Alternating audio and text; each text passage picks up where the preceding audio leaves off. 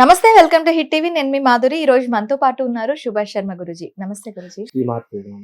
అయితే ఇప్పుడు శివరాత్రి రోజు ముఖ్యంగా జాగరణ ఎంత ప్రాశస్త్యం ఉందో, ఉపవాసానికి కూడా అంతే ప్రాశస్త్యం ఉంది. కొంతమంది ఈ శివరాత్రి రోజు ఉపవాసం చేయాలని, కొంతమంది అన్నదానం చేయాలని ఇలా అంటూ ఉంటారు. శివరాత్రి రోజు ఎవరు అన్నదానం చేయరు మామూలుగా. ఎందుకు అంటే శివరాత్రి రోజు అందరూ మాక్సిమం ఉపవాసమే ఉంటారు. శివరాత్రి తెల్లవారితే అన్నదానం చేస్తారు. ఎందుకంటే ఎవరైతే ఒక రోజంతా ఉపవాసం ఉండి తెల్లవారితే ఆ వ్యక్తికి ఎవరైతే భోజనం సహాయం చేస్తారో వాడి యొక్క జీవితం 1000 యజ్ఞయాగాదులతో చేసినటువంటి సన్మానం వస్తుంది. ఇవన్నీ కూడా పురాణాల నుంచి పుట్టుకొచ్చినటువంటివి కాదు. ఇది అనాదిగా వస్తున్నటువంటి ఆచార సాంప్రదాయాలు.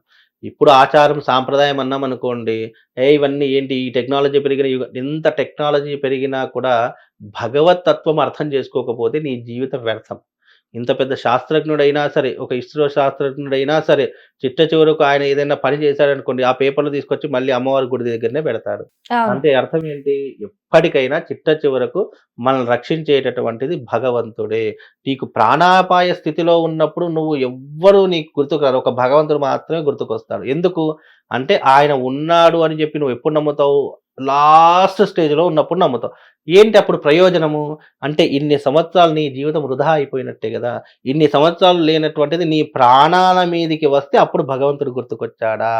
అలా అనుకున్నప్పుడు భగవంతుడు వానికి ఏం చేస్తాడంటే, ఆ సమయంలో కూడా అబ్బా! నా బిడ్డ కదా అని చెప్పేసి ఆ కష్టం నుంచి గట్టెక్కించేటటువంటి వాడే భగవంతుడు. అందుకే ఉపవాసం ఎందుకు చేయమంటే దీనికి 2 రీజన్స్ ఉన్నాయి. ఒకటి సైంటిఫిక్ రీజన్ ఉంది. ఒకటి శాస్త్ర పరిజ్ఞానం ఉంది. సైంటిఫిక్ రీజన్ అంటే ఏంటి?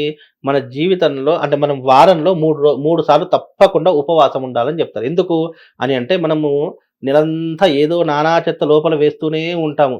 ఈ నానా చెత్త వేస్తున్నప్పుడు ఈ శరీరంలో విషపు పదార్థాలు విపరీతంగా పెరిగిపోతాయి.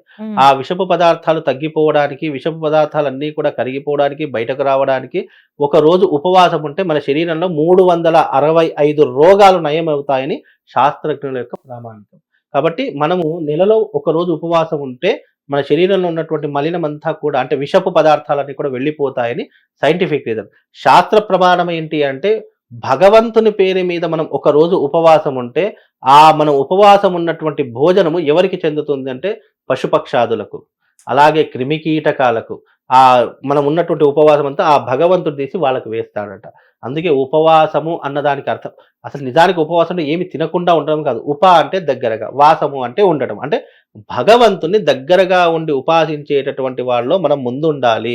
భగవంతుని నమ్మి విశ్వసించి ఆయనను మనము నిరంతరము ఆయన నామస్మరణతో మనం ఐక్యమైపోవాలని ఉపవాసం ఉండమని చెప్తాం. అదే కడుపు నిండా భోజనం చేసి భగవత్ ఆరాధన చేసి ఏమవుతుంది? ఆవలింతలు వస్తుంది, నిద్రలు వస్తుంది, మజ్జుగా ఉంటుంది, శరీరం వాలిపోతూ ఉంటుంది. ఇలా అంటే భగవంతుని యొక్క ఆరాధన చేసినప్పుడు ముఖ్యంగా రాకూడనటువంటివి ఏంటంటే మనకు ఆవలింతలు రాకూడదు. ఆవలింత వస్తే అది మహాదోషముతో సమానము. అలాగే మనకు నిద్రమబ్బు రాకూడదు. ఎందుకంటే అప్పుడు ఏమవుతుంది? మన శరీరం కాన్సంట్రేషన్ అంతా కూడా నిద్ర మీద ఉంటుంది తప్ప భగవంతుని మీద చిత్తం ఉండదు. కాబట్టి ఆవలింతలు రాకూడదు, నిద్ర రాకూడదు, అలాగే మన శరీరం వాలిపోకూడదు. మనం ఏం చేస్తాం? ఎప్పుడైనా పూజ అయింది, ఏదైనా సత్యనారాయణ వ్రతం పెట్టుకున్నాం అనుకోండి, ఇంట్లో చాలా మంది ఏం చేస్తారంటే ఇట్లా కురుకుతూ ఉంటారు. అంటే శరీరం వాలిపోతూ ఉంటుంది. కాబట్టి తిని పూజ చేస్తే ఇలాంటి ఇబ్బందులు వస్తాయని తిని పూజ చేయకూడదని శాస్త్రము. అలాగని పూర్తిగా ఉపవాసం కూడా ఉండకూడదు. మంచినీళ్ళు కానీ, పాలు కానీ, పళ్ళు కానీ. ఎందుకు? మన శరీరం నిలబడడానికి శక్తి కావాలి. ఆ శక్తి కావాలంటే ఆ శక్తికి తగినటువంటి ఆహారం తీసుకుంటే సరిపోతుంది. ఉపవాసం అన్నదానికి అర్థం ఏంటంటే భగవంతుణ్ణి నిరంతరము ధ్యానించడం ఉపవాసము, భగవంతుని జపించడము ఉపవాసము, భగవంతుని ఆరాధించడం ఉపవాసం, భగవత్ సేవ చేసుకోవడం ఉపవాసం. దీన్ని ఉపవాసం అంటారు తప్ప నువ్వు ఏమీ తినకుండా అబ్బా నేను ఈరోజు ఉపవాసం ఉన్నాను భగవంతుడు వెంటనే నా కోరికలన్నీ నెరవేర్చాలంటే ఎవరు నెరవేర్చరు.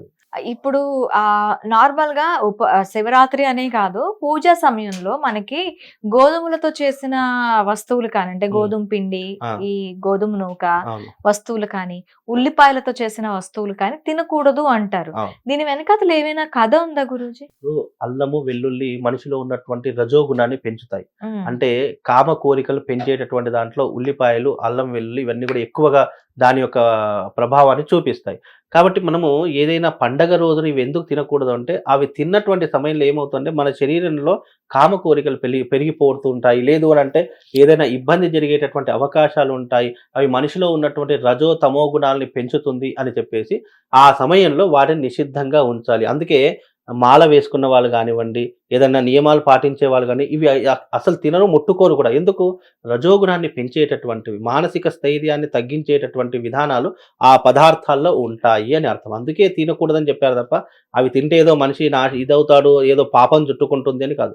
ఆ సమయంలో తినకూడదు అంతే, దానికి నియమం. అంతకు మించి ఏమి నియమం లేదమ్మా దానికి. హిట్ టీవీ యాప్, ఇందులో short news, live news, entertainment shows, movies, digital magazines తో పాటు మీ జిల్లా వార్తలను కూడా ఫ్రీగా చూడొచ్చు.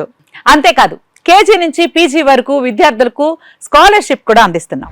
ప్రతి వారం 10 మందికి లక్కీ డ్రా ద్వారా ఒక్కొక్కరికి 10,000 రూపాయలు అందిస్తున్నాం.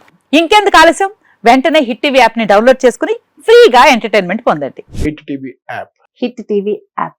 Please download hit TV app. Hit TV app ని ఫ్రీగా డౌన్లోడ్ చేసుకొని ఎంజాయ్ చేయండి. మీకు నచ్చిన ఎంటర్టైన్మెంట్ కోసం హిట్ టీవీ యాప్ ని ఫ్రీగా డౌన్లోడ్ చేసుకొని ఎంజాయ్ చేయండి. హిట్ టీవీ యాప్ని డౌన్లోడ్ చేసుకుని ఆస్వాదించండి, ఆశీర్వదించండి. ఇంతమంది సెలబ్రిటీలు హిట్ టీవీ యాప్ ని డౌన్లోడ్ చేసుకోండి అని చెప్తున్నారంటే ఎంత మంచి యాప్ ఆలోచించండి. అమెరికా అమెరికా అమెరికా అమెరికాలో చదవాలనుకునే వాళ్ళకి విశ్వసనీయమైన పేరు మన శౌర్య కన్సల్టెన్సీ.